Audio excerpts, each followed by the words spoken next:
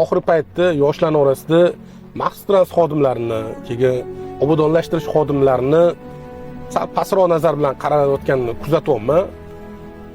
Biz endi yoshligimizda shunday tarbiya berishganki, o'zingdan kattalarni hurmat qilgin. Keyin birovning mehnatini qadriga yetgin.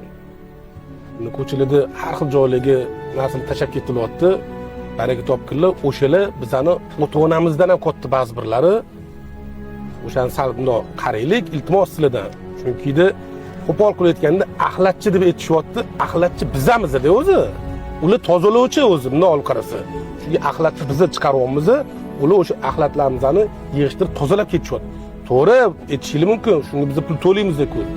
To'g'ri, pul to'laymiz, lekin hamma narsa pul bilan emas-ku. Odamda sal bo'lsa ham misol uchun bo'ladi-ku. Mehr-oqibat, hurmat degan narsalar bo'ladi-yu.